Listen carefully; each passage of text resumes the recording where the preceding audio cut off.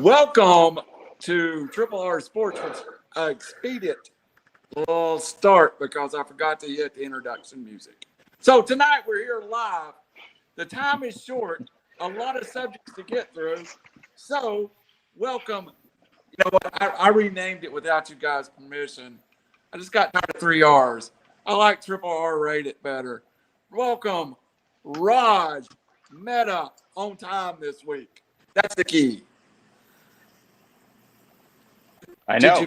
Hello. I'm just shocked as you guys are, hence I'm speechless. I'm actually on time. We're really proud of you. Thank you. Although I need 1 second. Well, he's here, but he's not organized. Robbie, take us to the house. Well, I just want to start off tonight by sending my thoughts and prayers to one Lanier Hutchison, who had the unfortunate task of playing me in fantasy football this weekend, and it didn't end well for him. And so thoughts and prayers go out to him. Hopefully he's, picked it up and, he can move on. I want our past thoughts and prayers go out to him. Our future thoughts and prayers are going to go to one Blake Spencer, who's turning 40 this weekend, and he has the unfortunate task of playing me this weekend. There will be more to come on this. Updated scheduling perfection, I might add. And so, is he allowed to go out? I mean, is he ever allowed to go out? To the draft. I was trying to get him something for his. I was like, oh, I should get him something for his birthday. I'm like, I don't even know what he does anymore. Goes to the draft every year. I think he has a cat. Sorry, dudes with cats just makes me laugh. In his defense, he has 3 children under the age of 5. And he's 40. Tomato.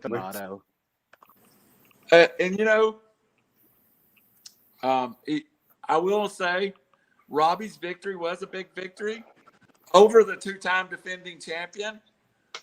This week, we have a little 3-on Triple R rated violence on each other. And wait, Robbie won? Robbie won. Of course I won. What the nut? Hey, sorry, Moneyball, bitches. Wow, congratulations. Myself was upset, losing by 1.5. And this week I play fellow Triple R rated cast member Raj Meta. Nice. It's gonna be a good matchup. Hey, I think one thing I'm gonna have to do is go away from Herbert and go to my boy, the guy with the guy liner, emo Derek Carr, leading the NFL in passing against 2 solid defenses, might I add. So I'm definitely I'm gonna roll with Carr, I think. Boom. I think we're gonna need a 20-minute breakdown of the game on Tuesday. It's gonna be a while because by the way, everybody knows this week is Battle of the Stump. Glenn Edison, PA announcer extraordinaire from Sequatchie County, updates me. Sequatchie Middle School 34, Bledsoe Middle 0. The Battle of the Stump has began. Friday, your boy here will be causing his 5th version of the Battle of the Stump. So I'm excited. Yeah. Nice. Just FYI, Randall, you are a 6.5-point favorite over Raj for this weekend. Hold on. Wait a minute. I'm just now looking at it, dude. Let me maneuver a bit. I will not maneuver until I am on the thanks for the update, Glenn. I have a certain standard that I go with, and while you have to tinker with your lineup on Sunday morning. The first subject of 3R baseball, Triple R rated sports. Quickly, last week of the major leagues, Raj, Go to you first as our resident baseball expert. Some races are very much still in doubt. The American League seems to be wrapped up. The Rays lead by 7. The White Sox by 10.5. The Astros by 7. Over in the National League, nowhere near wrapped up. The Braves have stretched their lead from 1 game to 3 games over the last 3 nights. The Brewers have a 10.5 game lead. The Dodgers trail the Giants by a game. How do you feel like this is going to play out over the next week?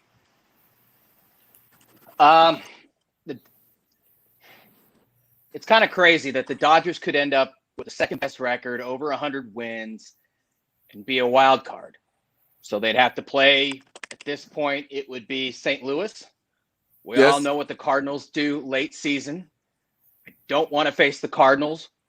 Wainwright's suddenly 20 again. Also, being a wild card, this is baseball in a nutshell. The Dodgers would not have home field aside from the wild card in either the NLDS or the NLCS. But if they make it to the World Series, they would have home field because the World Series is based upon best record. I mean, that's some Do they dumb not do shit. the All-Star game anymore? No. Thank God, no. The American League was basically, I mean, those rosters are constructed for D-Asians, right? And they had won like 20 in a row. Sorry to interrupt. No, that's all I do is interrupt. So please go for it. I enjoy it. Yeah, I mean, the Dodgers are 1 game back. Unfortunately, baseball kind of, they can't predict the future. The Braves do have 3 against Philly. I think the Braves are a far superior team. They end against the Mets, and the last 6 games are at home. I mean, the Braves are, again, they're a better team, flat out. I put that on Twitter. Philly fan is Philly fan. They make Raider fans look civilized. The Dodgers right now are in Colorado, and for some reason, Colorado has owned us. I have no idea how or why. I'm hoping that will change. The last series in Colorado, Mookie was basically like 10 for 12 to start. It was first series after second half. And of course, he got hurt. Dodgers end up with 3 against Milwaukee, the second best pitching team in baseball, probably the best bullpen, 2 of the best starters. Whereas the stupid Giants, they play San Diego right now, but they end up with, I can't recall. Let me check. Oh, okay. They play San Diego, then Colorado, then Arizona, then San Diego again. We actually have 2 weeks left of the season. So still time when we're 1 game back. But yeah, Braves, I'm hoping the Dodgers can come through. But, we're going to see. It's amazing. Dodgers versus Giants, 1 game back, 96 wins, 97 wins. For us, it doesn't get any better. They're the new Yankees and Red Sox, or the Yankees and Red Sox were the new Giants and Dodgers. Whatever. It's going to be awesome. So we'll do our opening segment next few weeks over the playoff race. Robbie, will you come back into baseball at some point? Or the World Series, NLCS? Is there a time that we'll have you back? So this draws into my 3 pet peeves about baseball. Go ahead. And actually, y'all, if people that have listened, y'all know I'm a NASCAR fanatic, and the same can be said about NASCAR.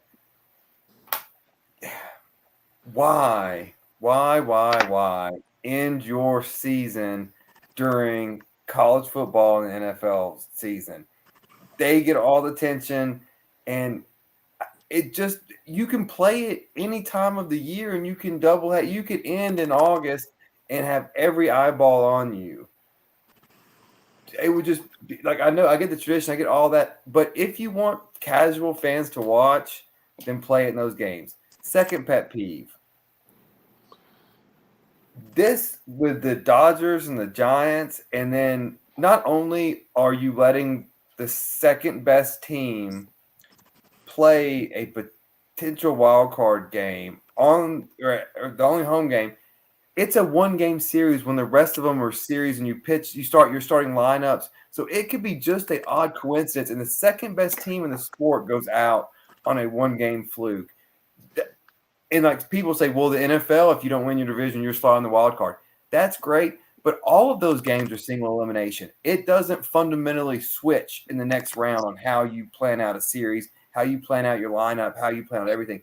It's a gimmick to create excitement, buzz, and which brings me to my third pet peeve. Do not play the playoff games on Monday night, Thursday night, Saturday night, or Sunday night because you are going directly against football. If you're going to play in this time, you have Tuesday night, Wednesday night, Friday night. Play these games. If you want to stretch the season out 7 months, stretch it out 7 months and 5 more weeks. And then play on those days where you are the only thing in town and get eyeballs, get new fans, make it exciting. Because playoff baseball is exciting. But you know what it's not as exciting as? Gambling on Monday Night Football or a whole day of Sunday NFL Ticket or Red Zone. It's not that exciting. And so those are my 3 pet peeves. I would like to see those 3 things change or at least kind of altered to know who you're going against. Like it or not, the NFL is the big bad wolf in the room, and they're just climbing. And so you have got to modify. So, strangely, I agree with you. Oh, go ahead. And here's why. The Braves will hold my attention. But the moment the Braves are out of the playoffs, if you go against any football game, you will lose. It's me that you lose. Now, if it's the Braves versus the Chiefs and the Ravens on Monday night or the Braves and the NLCS, I'm going with the Braves. But if it's the Dodgers and the Giants in the NLCS versus the Chicago Bears and the Detroit Lions, you're going to be on the little box on TV. So I tend to agree. Rod, God you. Well, quickly, I agree with Rob. What's even worse is the MLB will put series in the middle of the day during the week. Yeah. And if the Dodgers are not one of the primetime teams, then they'll play at 2:00 in LA when it's 100 degrees out. And, the Dodgers lead baseball with attendance every year. Of course, they can seat 55K in Dodger Stadium, but it's the dumbest thing ever. We don't get up for it, and God forbid. Thankfully, the wild card, I think American League is Tuesday night, National League is Wednesday night. Hopefully, we won't be in it. But yeah, baseball. There's too much of the old boys network. Yes, they were the most popular sport, and everything else was scheduled around it for years. But that passed about 25 years ago with the Yankees. The 90s Yankees, and finally, real quick. I'll ask you both. The AL MVP is a hot topic. Vladimir Guerrero Jr., and I can't believe I already watched his dad and now his son, hitting .320 with 46 home runs, 105 RBIs, OPS of 1.024. Ohtani, he's hitting .255 with 44 home runs. But he's 9-2 on the mound, 3.28 ERA, over 200 strikeouts with a 1.18 whip. Who is your AL MVP? Without a doubt, Vlad Guerrero. Oh, wow. So I'm going the other way. The guy who can hit and pitch. Because not only pitch well. I mean, amazingly. Yeah. I'm with you. But it's, it's unprecedented. It really is. And while the Red Sox are 84-66, the Angels are a whopping 72-78. You mean the Blue Jays, but your point plays part of it. So that's very fair. But in the Angels' defense, they've been without the best player in baseball for pretty much the whole year. I know he was never mind. Moving on. Fantasy pick first. But but this goes to a larger point. I don't think you have to be a winning team to have the most valuable player. I've never got that argument. If you're the hell, the Dodgers, they lost the pitcher, and again, I don't know names. I'm just Trevor Bauer. They lost a starting pitcher, an all-star, and they're still rolling. I mean, because he's really good doesn't make him the most valuable. Like if you're playing outfield and you're pitching and you're their star pitcher, how can you not be the most valuable? So now he's the DH though. He plays some first, I believe, but he's usually the DH. If that changes anything, I don't think so. But let me make one point before we get off of it. Vlad Guerrero is hitting 70 points higher than him too. So he doesn't pitch though. He does with more of wins above he replacement plays in the too. field. He's got the higher OBS. Ohtani to me is still a little bit of a gimmick. Vlad is up DH primarily, though. I must be fair. I do think Ohtani going into the home run derby was a mistake as far as while it was great for TV, you could tell he was gassed after the first round. Like they just don't need to do that if that's not their main thing. Also, way more games at first. Sorry. If the Angels were in contention, I don't know if Vlad would have these numbers up right now. I mean, Tony would have these numbers. I think if they ever get into contention with Ohtani, you'll see him limited more to either the mound or the field. But we'll see when that day comes. But let's move on to college football. That segment went about 10 minutes longer, but okay, we'll have a 70-minute show. This weekend, there was not some really, I don't think it was earth-shattering results, except for maybe Florida and Alabama, but there was definitely some lines drawn in the sand to me. Let's start with, I think, one of the most overhyped national stories has been Penn State's win at home over Auburn. Here's the storyline I'm going to paint for you. We'll start with you, Robbie. Auburn is about the 7th or 8th best team in the SEC. You won at home and struggled to beat this team that's probably going to finish 4th in the West. Is it an impressive win? Or is it you did what you needed to do?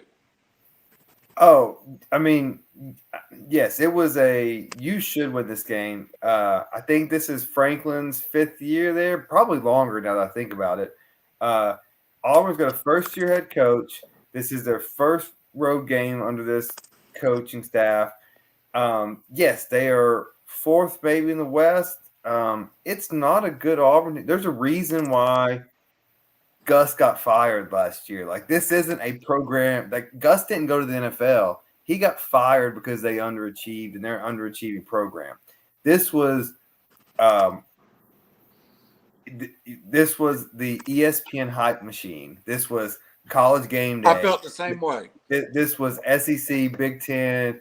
This was their game. They do it better than anybody else, and I applaud them for it. I think it drew massive numbers, like 7.9 million, something like that. So, they did their job. They brought in wideouts. It's a cool atmosphere. Depending on what you think, it's either cool or not cool to see stadiums packed, but they are packed again. And, it was a good atmosphere, and I would like to go there actually one day and see that and go to College Station. State College. We all messed that up for some reason. State College. I thought as far as the outcome, Penn State should have won that game. They were favored for a reason. They were at home. Yeah, I was not like, oh my gosh, Auburn lost. I expected them to lose. Raj, is this again the national hype machine behind the SEC maybe overstating this victory? Yeah, anytime the SEC loses, the rest of the country, we tend to be like, yay, they're not as great as, but Bama, Florida, Georgia, head and shoulders better than most. Yeah, Penn State, again, I've said this before. I don't understand how they were a losing team last year to suddenly beating Wisconsin. We don't know how great that team is. Beating Auburn. And suddenly they're a top 10 team. Frankly, I'm surprised it was this close. I'm not a fan of Bo Nix. He played pretty well.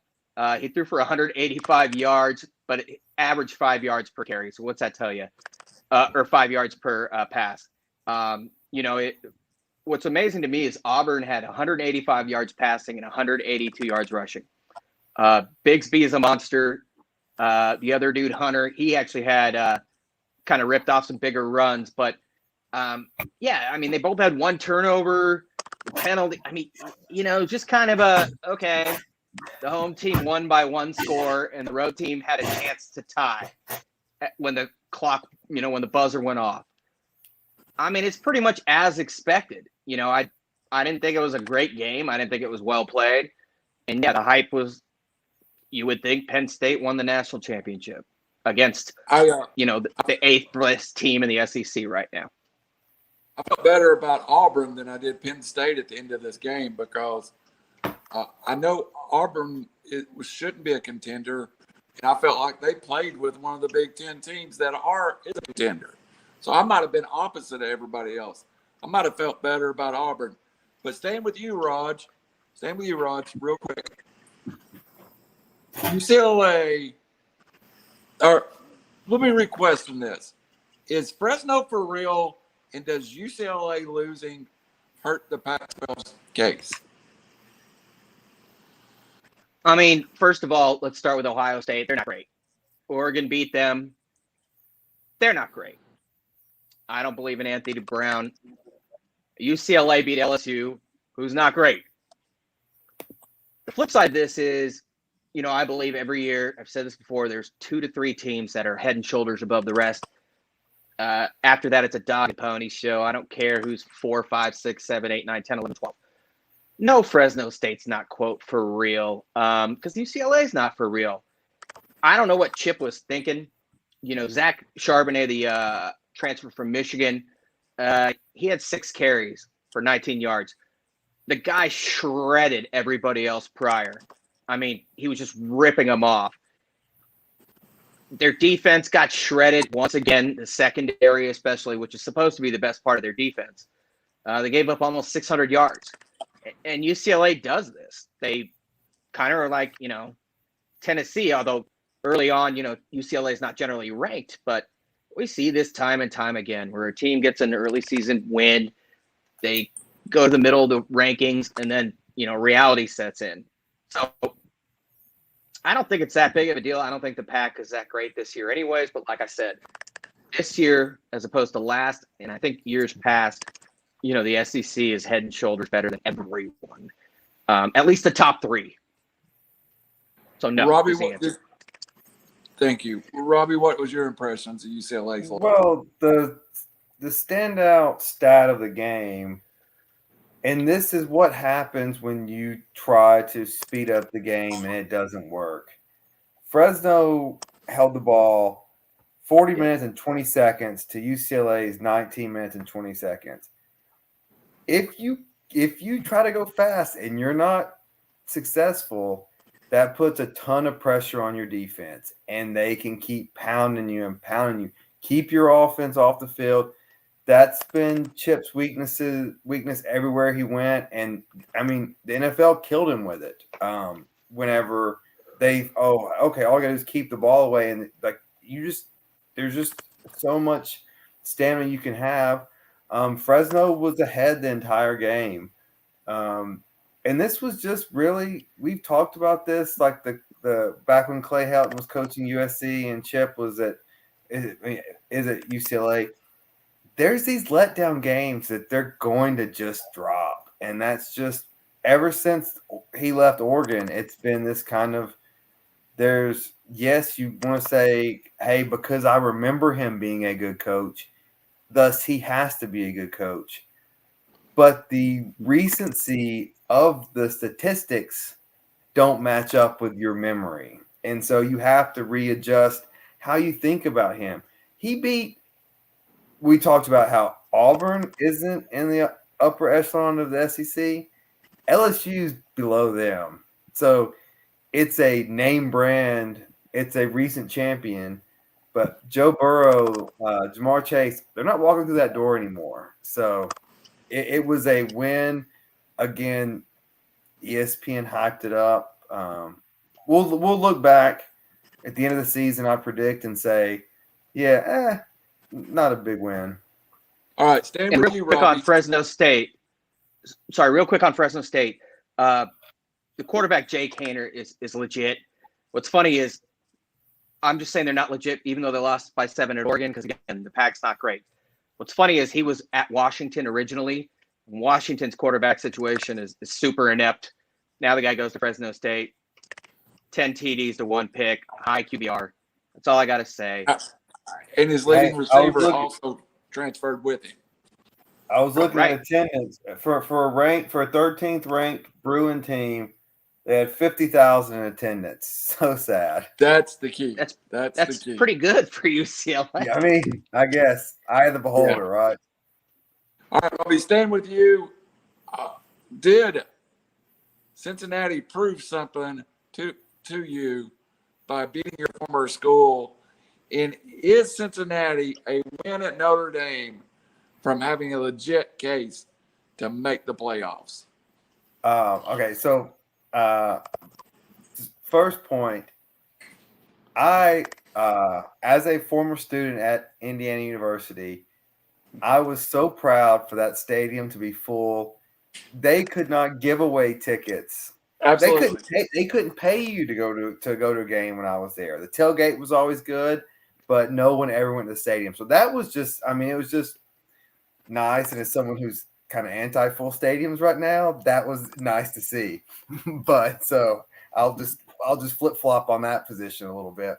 And then Indiana, they were my Big Ten sleeper pick. I don't think they're that bad. They played well. They just but no, yes, I do think Cincinnati, a win next week against Notre Dame. Let's see how Indiana finishes.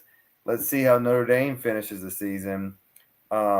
This is the best shot, at least at this stage of the season, for non-Power 5 to get in there. They can have a Big Ten win, and then if Notre Dame can, run the table, maybe lose 2 games, that's a big win too. And with how Clemson looks especially, Clemson's not running the table. I'll say that right now. They almost lost to a bad Georgia Tech team. Ohio State's got some issues, and so Oklahoma looks shady too. So yeah, this is the best chance a non-Power 5 team has. Raj, how did you think your your future coach did against Indiana? Hey, Raj, I'm also Cincinnati. I'm a Bearcat. Yeah, Stephanie and I both went to law school there. They gave me a lot of money, and Jack and Cokes were like $3, and I was coming from San Diego, so I was like, done. But they're strong defensively. Go ahead. Did we attend like 47 colleges? I mean, we seriously. I went to 1 undergrad and 1 law school. But you've got Robbie went to like 8 and 8. I went to 2 undergrads, a law school, and then a master's of law program. So I went to 4, then 2 universities abroad, 3 universities abroad. So I went to 7. I went to 5 schools and I got 2 BS degrees. I got nothing that you guys got. Go ahead, Raj, and your Cincinnati stuff. It's kind of along the lines of Indiana. The fact that stadium, Nippert, they've redone it. But back in the day when I was there, I'd go to the gym and it was on my way and I'd walk by and check out the stadium. The only time I ever saw it full was because it was Oktoberfest. A bunch of fat Wisconsin people, no offense, came down. And Cincinnati somehow upset number 5 Wisconsin and Ron Dane. Other than that, that's the only time I saw people in that stadium. Now it's packed. It used to be basketball back then, thanks to Huggins. But, Desmond Ritter's legit. He's a guy who's a dual threat. He wins ball games. They've got good defense. The depth's not there. I think they actually, I don't think Notre Dame's beating them, which I think they will, is going to propel them to the playoffs per se, but I think they could and should get in. And again, as the 4 seed, you're a sacrificial lamb to Alabama. And even though I know they only won by 2 last week, Cincinnati would get rolled by that team. So, they played well. I thought Indiana would be that surprise team as well. They've drastically underimpressed. They could make the playoff, but, I mean, do you really want to be, again, slaughtered on national TV? I guess nobody wants to be the 4, though, with Alabama. So, you kind of led me to my question. You'll open this topic up, Raj, and then Robbie will bring us home and close us out for college football. I've contended on the radio. I've contended on the platforms we have here. Florida's loss over to Alabama and the way it occurred is more impressive than any other win that I've seen in the country. Specifically, Florida's loss is better than Georgia's win over Clemson. So break down Florida, Alabama, 31-29, instant classic. To be honest with you, I thought Florida was going to get blown out of the stadium. Raj, what was your thoughts of the game? Najee, bring us home. I agree entirely. Emory Jones, he did enough. He's a dual threat guy. He's not a great passer. He missed a lot of open throws. There were a lot of boos in that stadium. I feel like Alabama was like, okay, we've got to play now. They didn't really run the ball as much as they could have. Robinson and McClellan I can't believe they shut him down. That's the one thing I take away. I'm not a big fan of moral losses because any given Saturday, they can be like, all right, we're great, and then get smoked by Auburn, like a team that seems much lesser, at least a lesser team. Florida defensively impressed me. I was surprised Alabama had 11 penalties to Florida's, 7? It was very un-Alabama-like. They didn't hit 100 yards rushing. They averaged 3.3 yards per carry. I was just surprised. It was a fairly clean game. But let's say Florida's defense was very impressive, and I feel like Alabama didn't really play. And even though it was a 2-point game, I think they had the lead the whole time. So I don't think they were ever in danger of losing, in my opinion. But yeah, a 2-point loss, way to go. But Florida's defense is legit. That's where I want to. Basically, that's what I took away. Robbie, I thought Alabama does have a flaw in their run game. Robinson is not the type of back than Najee Harris or any back they've had over the last decade. He's a very pedestrian-like back. Does Alabama, are they missing the run game of the past? And are they issues there? Well, so let me take issue with the perception of, Florida, like I text y'all beforehand, the fact they were 14 or 15-point underdogs was crazy to me. This is still the University of Florida, and this still has Dan Mullen. They lost by 6 last year to the same team in the SEC Championship, who lost, 7 NFL first rounders, 6 or 7? Right. I don't know why people were expecting an Alabama blowout. And I did look wrong in the first half when Alabama got up 21-3. But no, Dan Mullen's a heck of a coach. And his offense is tough to stop. And you have seen that over and over and over again. Who's beat Saban in the playoff? Urban Meyer. Dan Mullen. Who's beat Saban in the SEC Championship? Urban Meyer, Dan Mullen. Dan Mullen coaches a very, very tough offense to stop. And I've been down to Gainesville way too many times, and it's a tough place to play. It's annoying. It's hot. It's obnoxious. They're obnoxious. And so I was more impressed with Alabama getting out to that strong lead. They followed the blueprint so what Saban's going to do next week and in the future, hey, that first half when I prepared you guys, this is what happens. When the second half, when y'all do what you want to do, this is what happens. So it's going to give Saban more power in that locker room to say, hey, you listen to me and we will win. You do your thing, you can get beat. I think Florida's a heck of a team.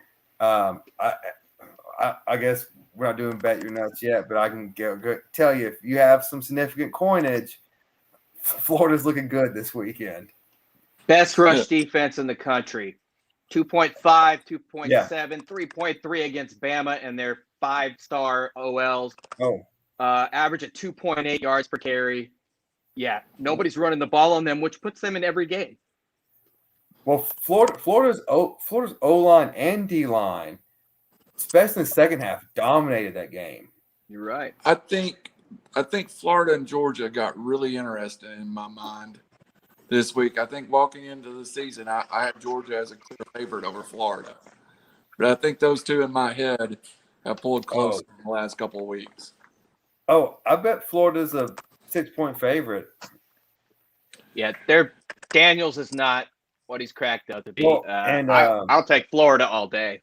The young quarterback, his name always slips my mind. Who's the young Stetson Bennett? Anthony Richardson. Stetson. Yes. Oh, sorry. Yeah, if he's ready, that changes the dynamic. But we'll get to that later. Quickly, we want to jump over to the NFL. And this topic I will call the Raiders. Sorry. So basically, Robbie posed a question to us and to Raj and myself. Who is 2-0 and who is 0-2? And have you reset your divisions? So quickly, I'll go through the 0-2 and the 2-0 teams. In the AFC East, everyone is at 1-1 except for the Jets, 0-2. No shocker there. In the AFC West, currently 2-0, two teams. The Raiders and the Broncos. In the NFC North, everyone is 1-1. In the AFC South, two teams, and this is going to be one of my shocks, are 0-2. The Colts and the Jaguars. In the NFC, only the Giants in the East are 0-2. In the West, football's best division, 3 2-0 teams, the Niners, the Rams, the Cardinals, the Seahawks are 1-1. In the North, the Vikings in line, 0-2. Everybody else is 1-1. And in the NFC South, the Bucks and the Panthers, my other shock, are 2-0. And the Falcons, hopefully, are playing for Spencer Rattler, 0-2. So, Robbie, lead us off with where are you going with your 2-0s and 0-2 teams? So the team that sticks out to me the most is that just wow, is Tampa Bay. Man, like I know they just won the Super Bowl, and it's so hard to repeat. And there's been a repeat since the 03, 04, 04, 05 Patriots, also with Brady. But man, those weapons are just everywhere. And I think they play in one of the worst divisions. Atlanta's terrible. New quarterback Spencer Rattler. I don't know what to make of the Saints yet. Panthers look good, but Tampa's way better than they are. The other 2-0 team that, even though they should have lost this week, that is scary is Arizona. Man, Kyler Murray and those players, and it's so hard to contain him. They look like for real, but that division's terrifying. The Raiders and the Broncos, the Raiders look good, The Broncos are okay. I think that's just a wait and see, a product of kind of the opponents, I guess. Even though the Raiders have won 2 good games, but I still don't trust them yet. The team on the flip side that's on potential of disaster is Indy, who has an at Tennessee game this weekend. And if they go 0-3 with the schedules they have coming up, that could be that. Well, if Tennessee wins next week or this weekend against Indy, I think they're minus 200 now to win the division. They probably go to minus 100 or if not less to win that division. But at this point, Tennessee was a little bit in trouble at Seattle. Oh yeah, Tennessee's got all kinds of problems, but they're not going to be 0-3. Yeah. No, Tennessee. Well, can we just all admire how great Russell Wilson to Lockett is? When he throws that ball, he throws it, Lockett. It's like it's target practice. It's amazing. Russell Wilson's amazing. I'll agree with that all day. I think. I thought you were going to talk about your boy Henry. Jesus. Oh well, yeah. I mean, he just. If you don't get them in a have to pass situation, Henry will keep barreling and barreling and barreling down, and your defense will break. The other, I'll shut up after this. Niners look good. Rams look good. NFC West is a beast. As Seattle being in last place, who could easily win that division still, that's a monster. The input that I have, and I agree with you, is I'm shocked at how bad the AFC South is. Even I thought the Colts and Titans were on the verge, and the Titans still have a lot to play for it. But the Colts have looked bad. The Jaguars have looked horrible, and the Texans beat the Jaguars. So that division is a mess. Well, I'll tell you what is even worse, and real quick, and then I will shut up. The NFC North, Packers, minus 17-point differential. Bears, minus 17-point differential. Lions, minus 24-point differential. Vikings, minus 4-point differential. They're all in the negative. They just happen to play each other. Yeah, I'm with you. Rod, the Raiders are 2-0. I'm stoked. The flip side is, they beat Baltimore on Monday night. It's the first time there were fans in a brand new stadium that looks like iRobot. So I kind of, they always play Pittsburgh well, even going back to Bruce Gradkowski.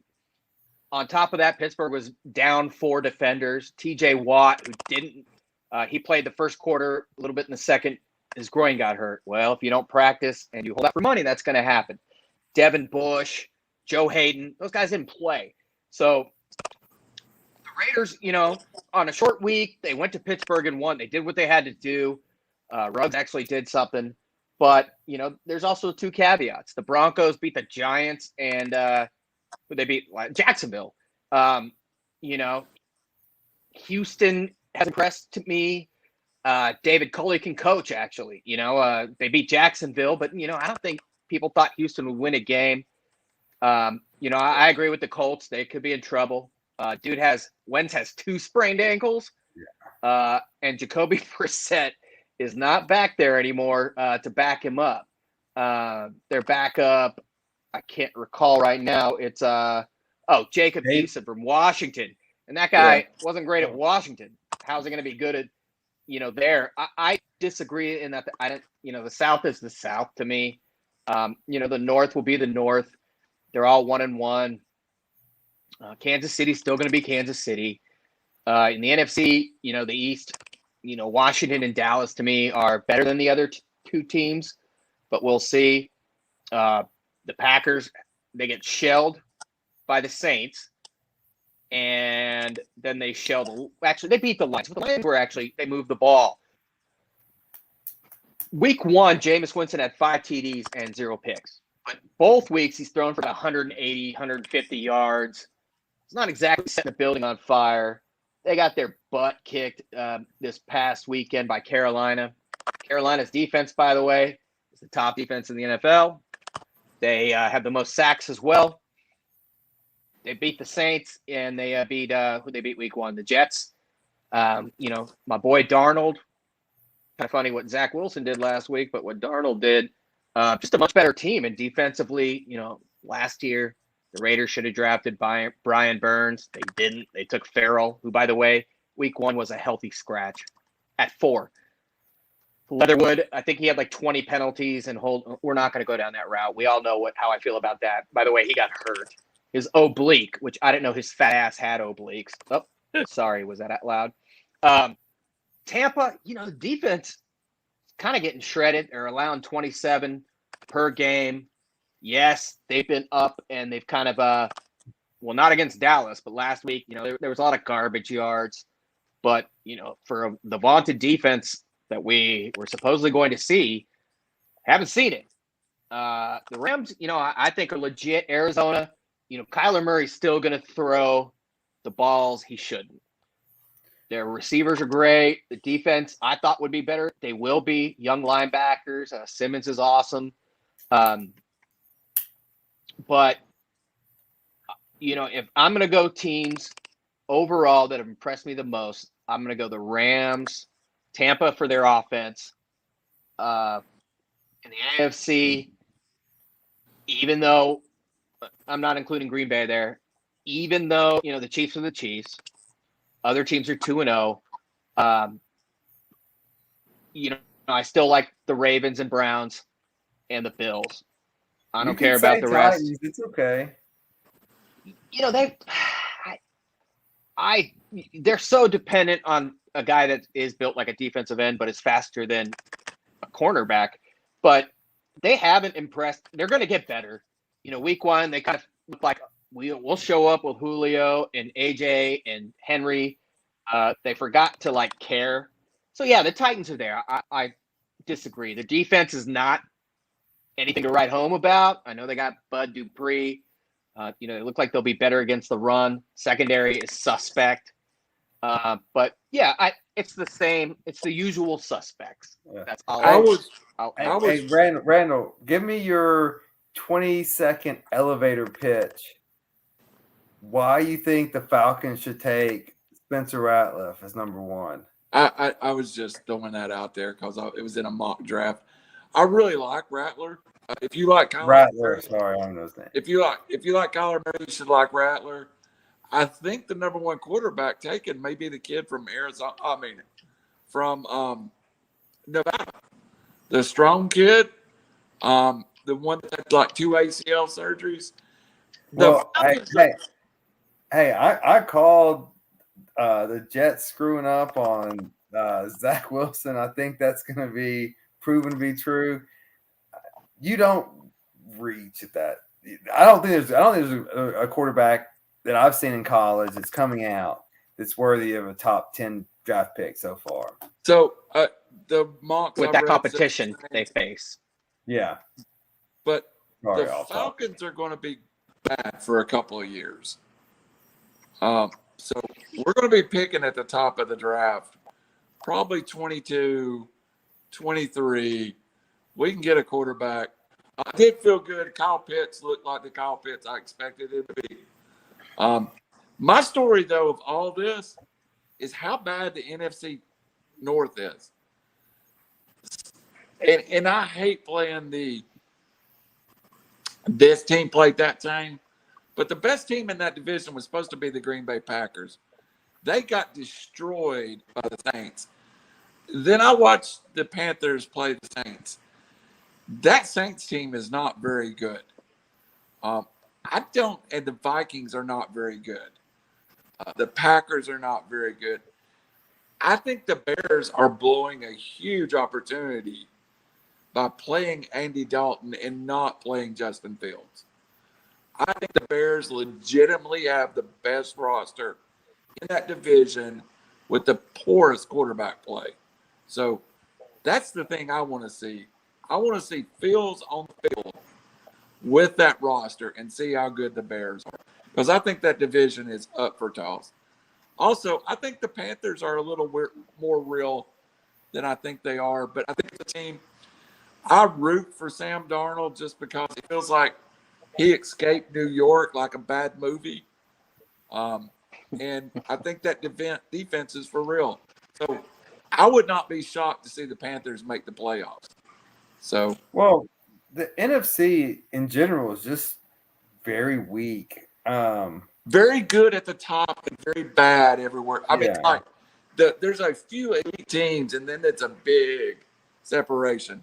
Where I feel like the AFC is more balanced, top to bottom. Well, so the thing you bring up about Fields versus Dalton, this is the Bears are a GM and coach situation that are both employed for their life right now.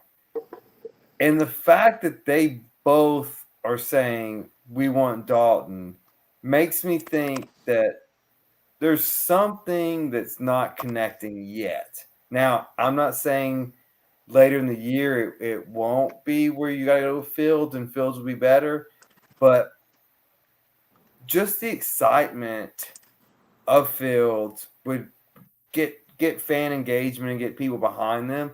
So there's something that's not there, in my opinion, that they just can't say, hey, we got to turn the reins over to this kid.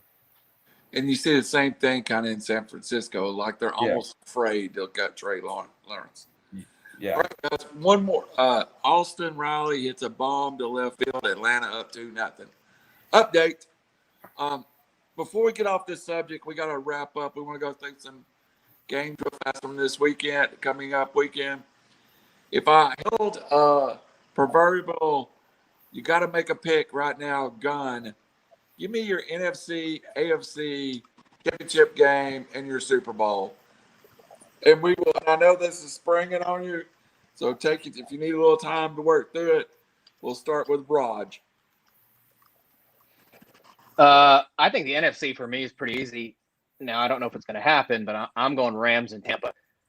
I think those are the two best teams overall. It's funny because I think they're probably the two best offensively. And when it comes down to probably the two best defensively.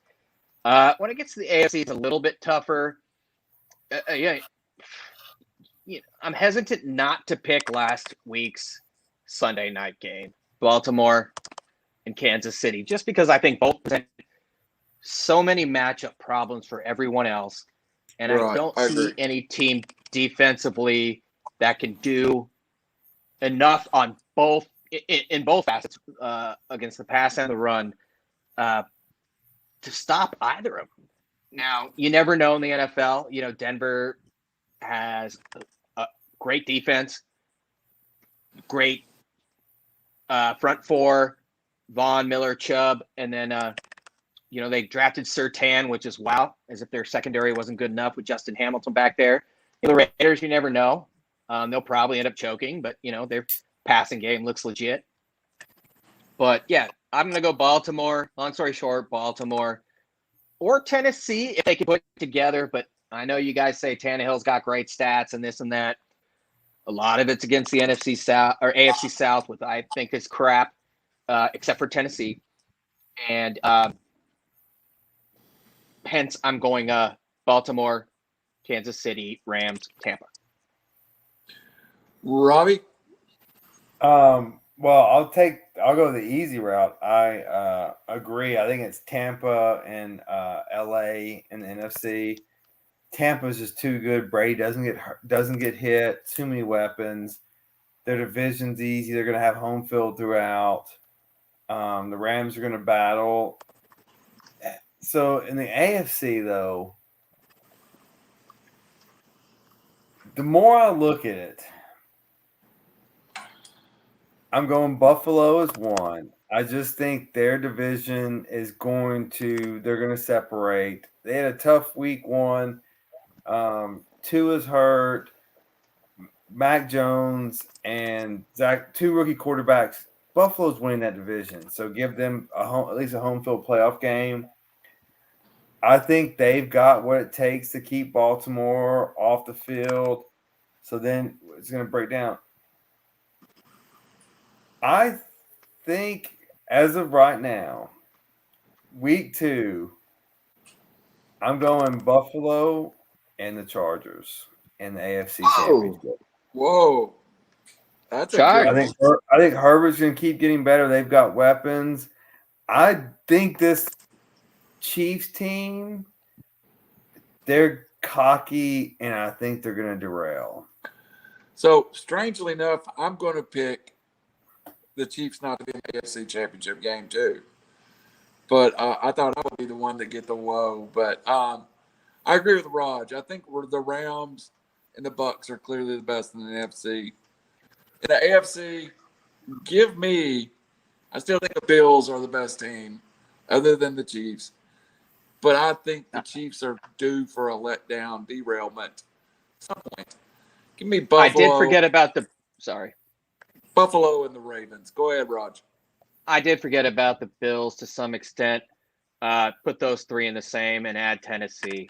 Real quick on Justin Fields. I have never been super impressed with the kid. Tons of weapons at Ohio State, an amazing offensive line. I feel like he's immature, and I feel like the Bears know what they're doing. Their offensive line's not awesome. One of the bottom 10 in the NFL, in my opinion. They drafted Tevin Jenkins out of Oklahoma. I think that's his name. But they're just not great. And Dalton's kind of a sacrificial lamb, but he's going to teach him. It's not like when Fields has come in, they're moving the ball like crazy. I just don't think he's ready.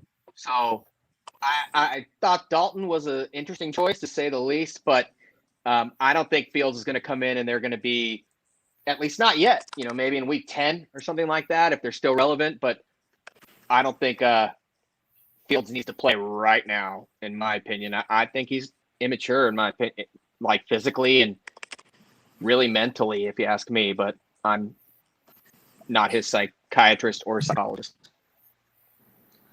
Excellent. I think that's good insight. Robbie, you got anything to finish up on the topic?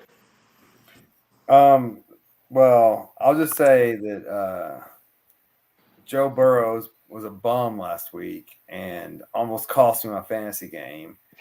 And so not happy about that. Hopefully he can bounce back. I think Big Ben's got a pectoral issue, and so he's not going to play. And those are my 2 quarterbacks. So I need a bounce back from Joe. If you're listening, play well this week. All right. Joe, you've been asked nicely. I have 9 games. 4 college, 5 NFL, 1 extra. I think maybe an NFC championship preview that we just talked about.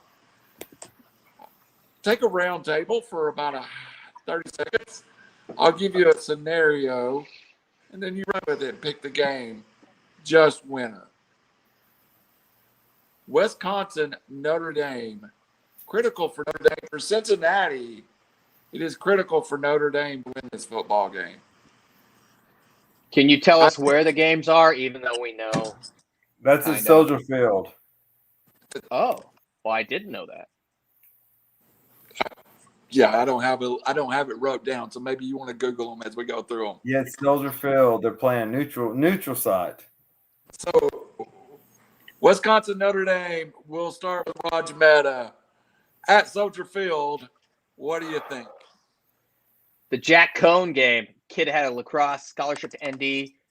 Was at Wisconsin. Was not overwhelmingly impressive. His stats were good, but he was 12-6. Wisconsin's defense is probably good enough. I think Notre Dame covers the 6.5, but I'm just hesitant. Actually, I'll go Notre Dame. Coin toss. I think it's just like Wisconsin, Penn State. It's going to be ugly as hell. And, I think Notre Dame's better coached. So better in the trenches, at least more athletic. And Kyle Hamilton, they say he's going to be a top 5 pick. So I'm going to go with Notre Dame in a close one. That's my opinion. Robbie Davis. Going against your Bearcats. No. This is Wisconsin. Yeah. That's next week. So this is Wisconsin. Yeah. Well, that just changed my whole argument. So, yeah, Wisconsin seems to be a letdown this year. We, as a college football group, need Notre Dame undefeated going into the Cincinnati game. So I'm cheering for Notre Dame, and I think they do win. All right, next one at Arlington, Texas. Thank you. Another neutral site game. Oh, This is a good one. Texas A&M takes on the Arkansas Razorback. Robbie Davis take it off the tee and hit it 330 down the middle. Actually, I'm playing Sweeten Coves on Thursday. Very excited about it. But 330 down the middle. So I want in every part of me to pick Arkansas, but even though Texas A&M hasn't looked that great this year, I like Sam Pittman, Jimbo Fisher. I'm on the fence about. I think he's the third or fourth best coach in the SEC, even with that $75 million salary. But I'm gonna go A&M. No real logic behind it, but I just think A&M wins. Raj Meta. I absolutely disagree. If we're gonna bet my nuts, I'm just gonna get it out there. Arkansas at 5.5 is my pick. I thought the game was at Razorback Stadium, but still, I'm gonna take Arkansas. I saw SEC swamp monsters on both sides. KJ Jefferson's not going to throw the ball all that well, but I was very impressed with what he could do. And the flip side is, I don't think Haynes King is worth that much, and I don't know if he's playing, or the Calzada kid. Yes, they can run the ball, but Arkansas can key on that. I was really impressed with Arkansas. So that's my bet your nuts, and I think Arkansas is going to beat them straight out. All right. Oh, Well, money line play. that's going to be one of them for sure. I'm picking Arkansas too. I just think they're due. And Robbie, you said it. I think Sam Pittman's the better coach, even though Jimbo Fisher's got a national title. In the first game, by the way, I think Notre Dame wins. West Virginia, coming off a big upset of Virginia Tech as a home dog, goes to Norman, Oklahoma, and plays the Boomer Sooners. Robbie Davis. So I do think Oklahoma is going to lose. Oh. I don't know if this is the game they are going to lose, though.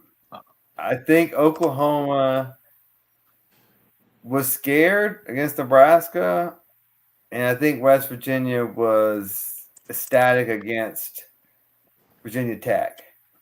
The travel distance from Morgantown to Norman, I think, is a challenge.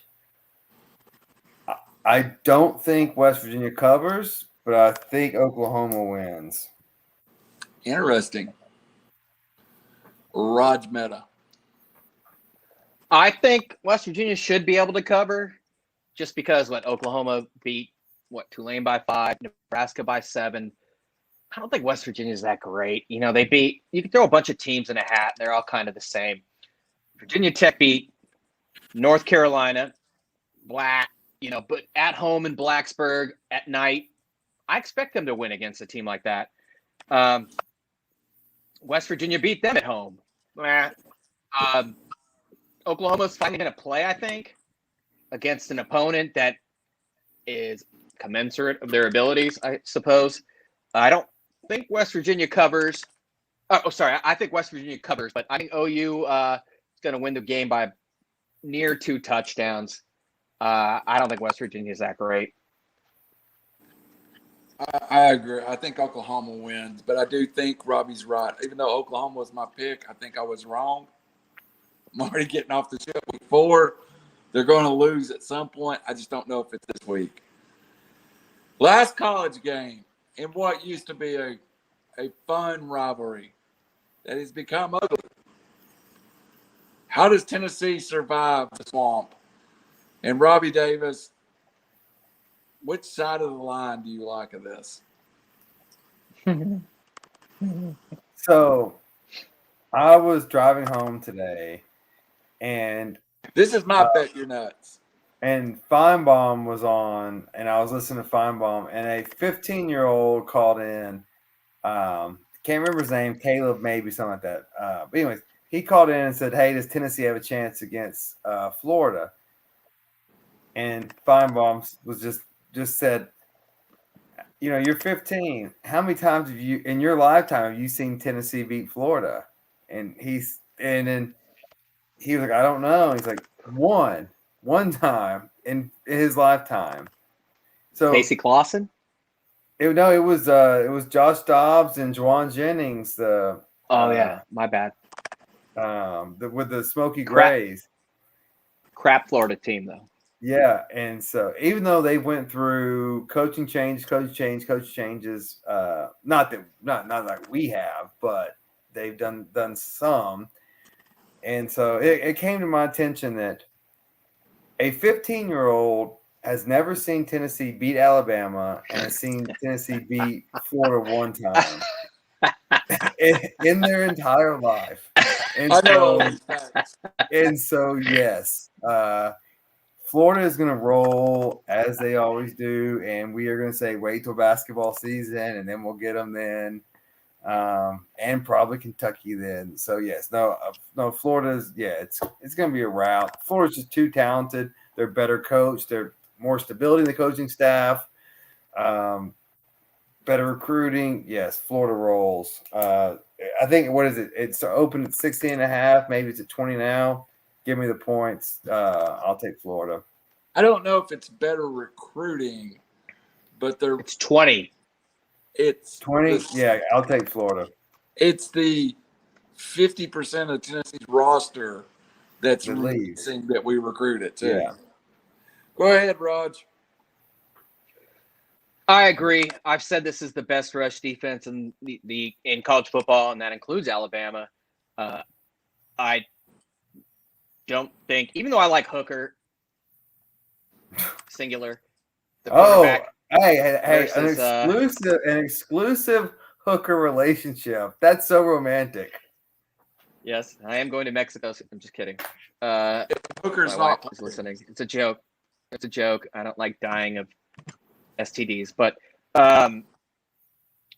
yeah, they're one-dimensional, and that one dimension is going to get shut down. The flip side is I've been impressed with Tennessee's ability to stop the run. Like I said, they've got a lot of dudes passed the eye test. Doesn't mean you can play in the SEC. But Florida's one-dimensional as well. But what I saw from the Florida offensive line, like Robbie said, and the defensive line, they won in the trenches overall, in my opinion, against technically better dudes when it comes to the experts, the pundits. But yeah, Tennessee's look good. Right now it's at 20. They're not disciplined, obviously, where they have like 28 penalties last week. They're going to be in the swamp. A lot of the guys, like you guys said, they just haven't played together. So I expect penalties, turnovers, and a Florida washout. Who knows of STDs these days? It's not the 1990s. If it was, Aaron, I'd probably be doing a line as we do the show. So that made me laugh. Here's my bet you're nuts. I'll get it out of the way. 62.5 points. I love the over. I think this is a game that's over by halftime. But I think Tennessee scores a lot in the second half. I said like a 51-21 game. The best case scenario I said was 51-14. That's still over. I really think Florida's in the upper 40s or low 50s. Tennessee somewhere in the 20s.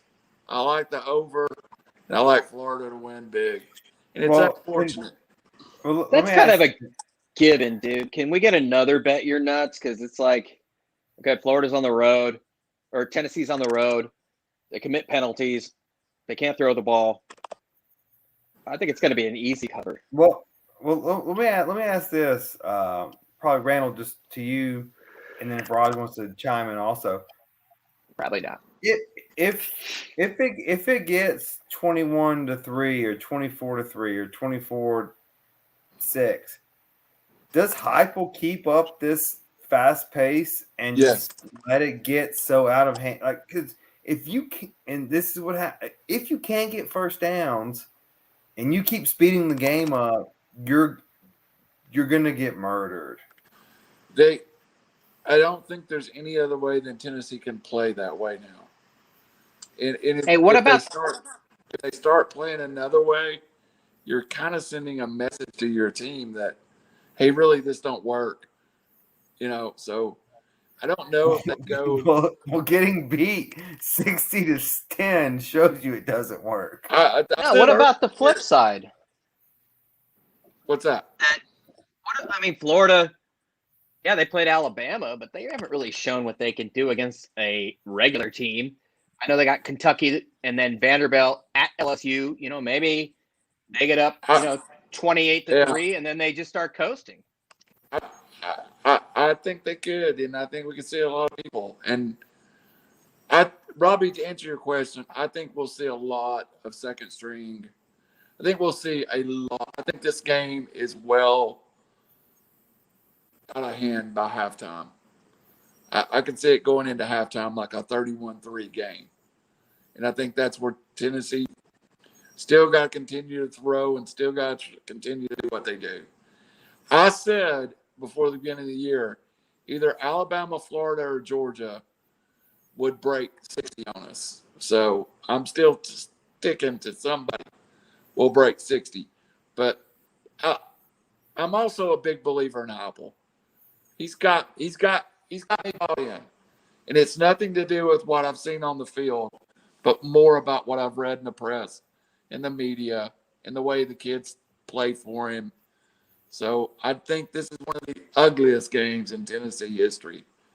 So give me Florida and give me the over. God, that hurts. But anyway, moving on to the NFL. Yes, that does hurt. What a great matchup in the NFL this weekend. Great games in the NFL. And I kind of, when I looked at it, I kind of thought, wow, the NFL really has week 3 is going to be a good weekend. So let's look at that NFL schedule real fast. Let's start with actually the game we've already discussed a little bit. I believe it's the Colts at the Titans. Robbie, we'll start with you. Wentz is going to be out, I think. 2 sprained ankles. You don't risk him this early in the season. Titans roll. Raj? Ouch. I'm just kidding. The NFL is usually the way it works for me is whatever I think, I bet the opposite, and usually I win. I agree with Rob. I don't think the Colts. But then again, the Titans, they've shown an inability to show up. Still being said, Eason's terrible. I can't believe the line's only 5, but Vegas knows a lot of things we don't. But yeah, I think the Titans win. I think the Titans win, and this will be my other bigger nuts. Under. The Titans and the Colts to go under. Under 48? Yes. I like this game to be like a 24-7 game. I just don't think the Colts moving a whole lot. In a preview, well, Robbie Davis's AFC Championship game pick is here.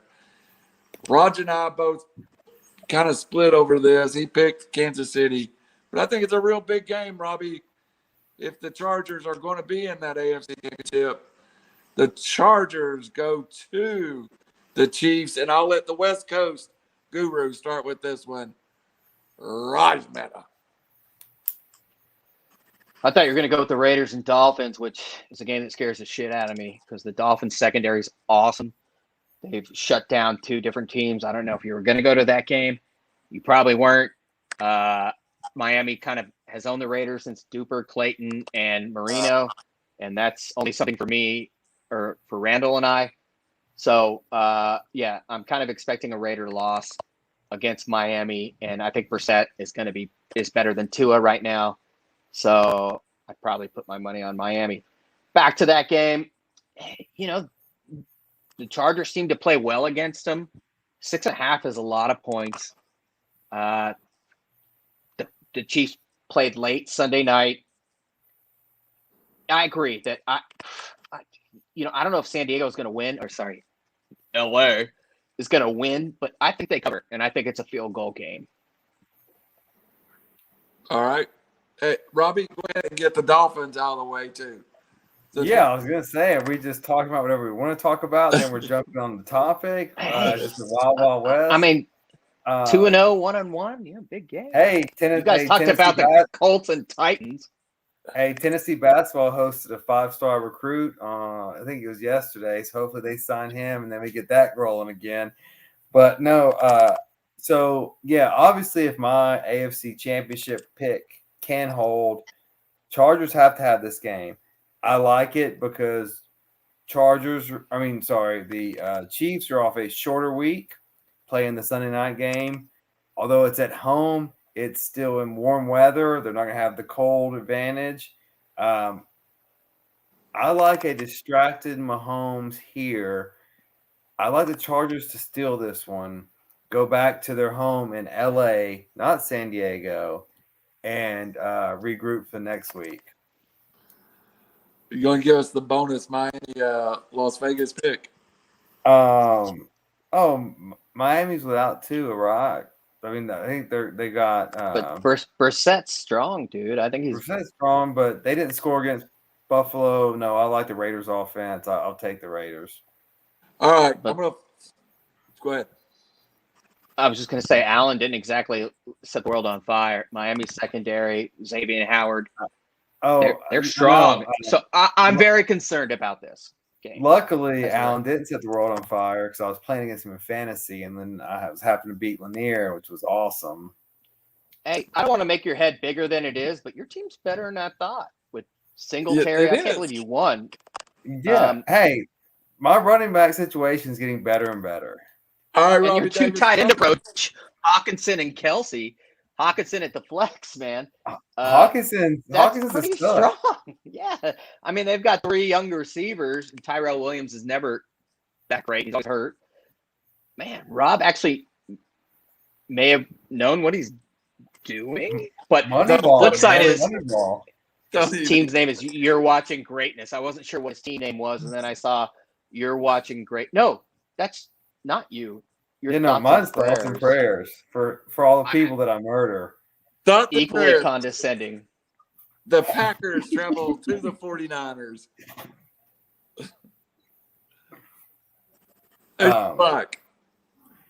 Wait, Packers at 49ers? Yes.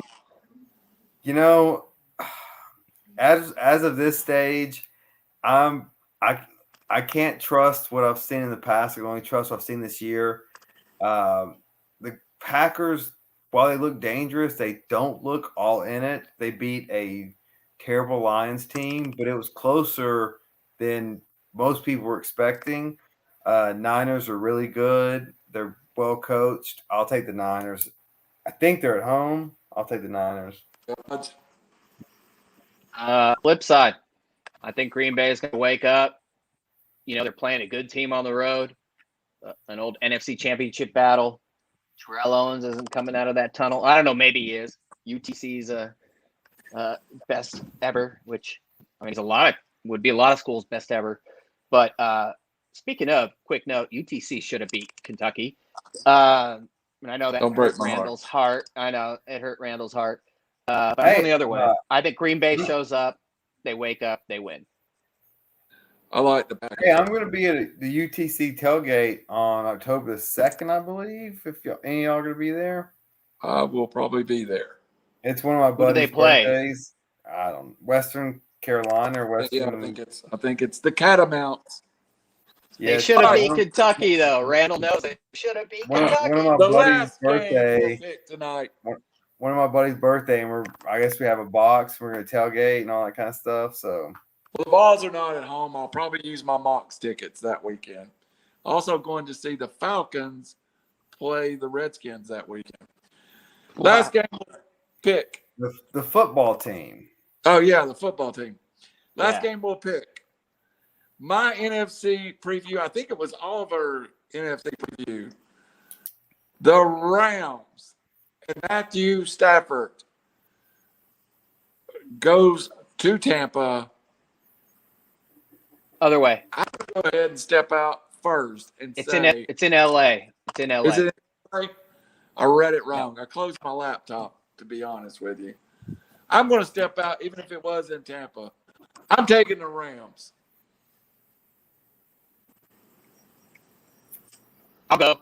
I didn't. I never mind. I was so No, it's all excited good. about me picking Rams. You go, Raj. Tampa's -1 on the road. We know about the 3-point kind of buffer for a home team. I think the Rams are actually going to have a massive crowd in their favor. Last week, they played Dallas at home. It was kind of 60-40. I'm surprised it wasn't 40-60. But, Tampa's defense has been suspect. I think this is one of the games of the year, as you alluded towards. Even though I think Tampa is a better overall team, I think the Rams win this game, and I didn't think that yesterday, but I think that right now. Robbie Davis, makes sense of this logic that we keep picking the Rams. Yeah, so this is a classic Tom Brady inventing enemies game. Not Sunday Night Football, by the way. So Brady's going to go into this week all week long saying Belichick outsmarted McVay. When Brady's going to think, no, I outsmarted McVay. And so he is going to be so obsessed with winning this football game. And if we know anything about Brady, I mean, you can go back and forth about Jordan and Brady, but good God, it's hard to argue against Brady. He is going to come into this game proving Bill Belichick wrong, that Brady did it, not Belichick. So I am going on the road. And yes, I do agree with Raj. It's going to be more Rams fans because very few teams have less fans than the Bucks fans. Besides when they're winning, they're 1 year winning, and then they come out of the woodworks. They're not traveling to LA for this game. It'll be a home crowd for the Rams, but give me Brady, give me his ego, his hatred, and I'll take Tampa Bay. Well, guys, that was a good show. We ran a little bit long, but we still stayed. We're going to be under our guidelines we set, so we'll be okay. I like your pick, Robbie. I think it's just my heart wanting to. I'm really rooting for Matthew Stafford. Really. Oh, I hope he's done, and he's going to do well. He's in a good situation. All right, guys, real quick. I've already gave my bet your nuts. I like Me Tennessee, too. Florida over. I like the Colts and the Titans under. Rod, refresh us on yours. Arkansas -5.5. I think that's going to come down. Vegas is no dummy. I'm kind of want to go NFL as well. Actually, shit, I forgot the NFL. I was almost going to take the Dolphins on the road. Dude, I'm tempted to go.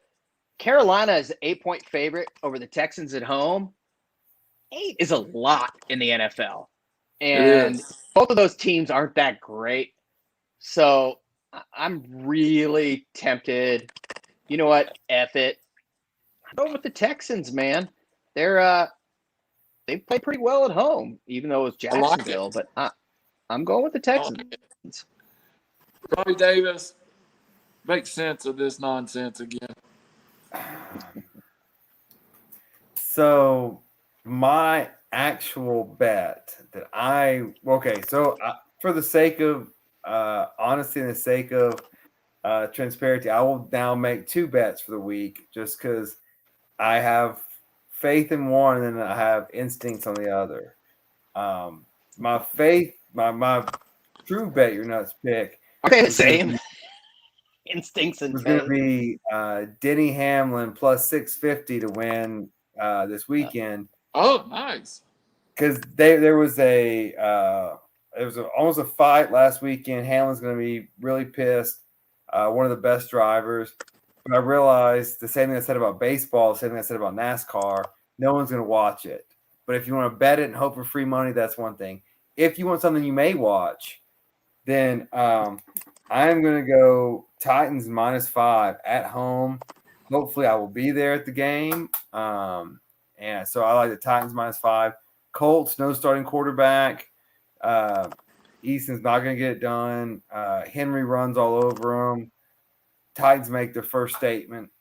They won against the Seahawks, but it was in overtime. Titans make a statement, win big against Indy. Here's the real question. How much of the actual Florida-Tennessee game will I be able to watch before I'm listening to the radio? I'm thinking under 30 minutes for the whole 4 quarters. Is that a comment on Burn? Yeah, it's a or night Danielson game in the swamp. It's going to be loud, even though we're not the big opponent, but you were. Man, they smell blood in the water. They realize how close they were to Alabama. If they win out, they can probably get in the playoffs. That's a flip side, dude. They just played Alabama at home. Now you got Tennessee coming in. No offense, it's not 1998. You know, they may not be ready to go. And again, Emory Jones didn't set the world on fire. I'm still taking Florida, but you know, who knows what can happen. Fear the Vols in 24. I'm not just saying wait till next year. I'm going out 3 seasons. Fear the Vols in 24. All right, guys. All right. It was a great show. Any last words? Anything? I'm gonna take first. I'll take the first last word. Very excited. I wore my Sequatchie County hat.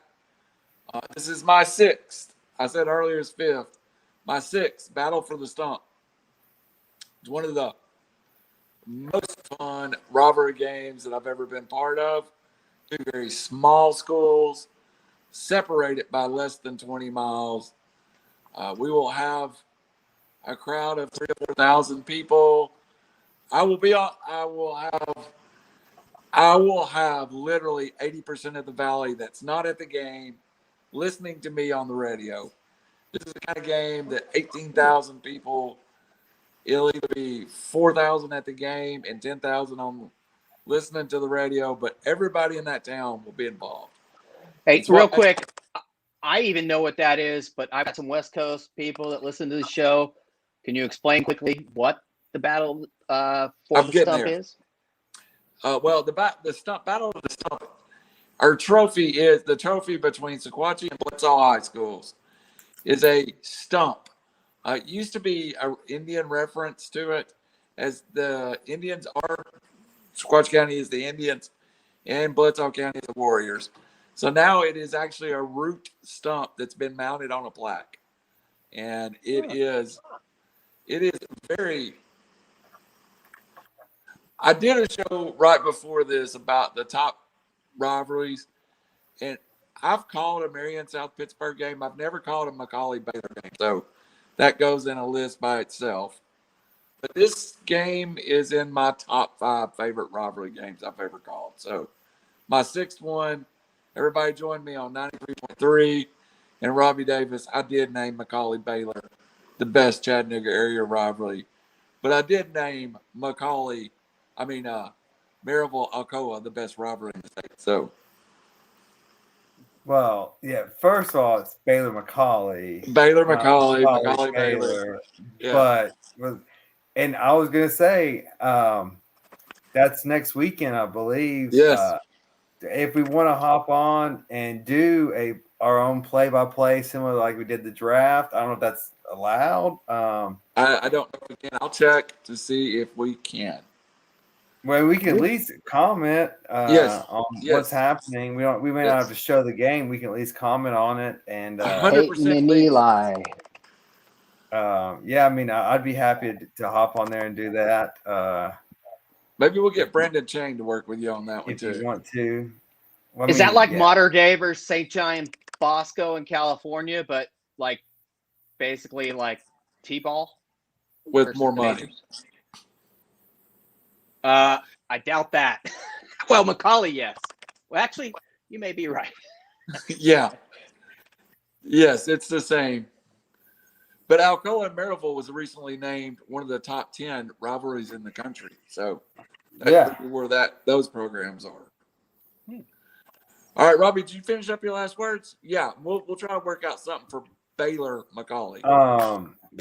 Yeah, no, it'd be definitely something interesting. We could try it and see how it works. And I thought we had a pretty good time watching the draft, talking about it. Yeah, absolutely. Not that I know anything about Baylor or Macaulay's roster, but not that I know anything about baseball or much of what we talk about here. But we make it work. We will. If I'm not at a game, if I don't have radio commitments, I will. But I can maybe put you in contact with somebody that does have some Baylor Macaulay experience. Watch out! So, watch out for Silverdale. Silverdale looking strong. I can read a program and talk about different that's people. what I do every Friday night. All right, I don't know anything. Rod, what are you doing, buddy? I don't know anything about Chattanooga High School football. I got neighbors that basically are Silverdale alums, and one of their kids, his name's Turner. I'm not going to say the last name. Hit almost like 500 as a leadoff hitter. He's also a backup quarterback and a safety. Silverdale is 4-0, I believe. And I know they play in a different division, but watch out for that team. Also, I like their green colors. But no, my final word is Jackson Dart. Damn it, it's 4-4 Dodgers. We're at 4-2 now. Colorado tied. I always thought Slovis was overrated. He's better than Daniels, which should tell you something.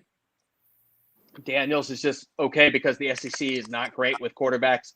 Although Bryce Young, Southern California, meaning they're not great now because they don't have to be. Bryce Young's awesome. Jackson Dart, the National Player of the Year from Utah, Draper, Utah. He's a strong player, man. I think that'll eventually be a top 5. He'll eventually be a top 5 pick. Plus, if you saw his eye black, he kind of went like Braveheart on one side. Pretty bold for a white kid with long blonde hair. But yeah, Slovis overrated, takes too many sacks, hold on to the ball far too long. Jackson Dart, number 2 for USC. If it's not going to be this year, it's going to be next year and the year after. Watch out for that kid, and you heard it here first. He is legit. Jackson Dart. Yeah, I meant to bring him up. I was going to ask you about him. That's a good call. All right, guys. It's been a great show for everybody. Welcome to, I don't know what we're calling it, AAA rated, 3R Sports. We appreciate your time, your effort. You know what, guys? I got hungry about 10 minutes ago. So I'm going to go get food. You don't even drink. No, I can't go have a drink. That's why you get hungry. That's why we get hungry. Yeah, we drink a lot. I'm just a fat kid. So for Robbie Davis, Raj Mehta, the newly christened Rated 3R Sports Report, be safe, and we'll see you next week.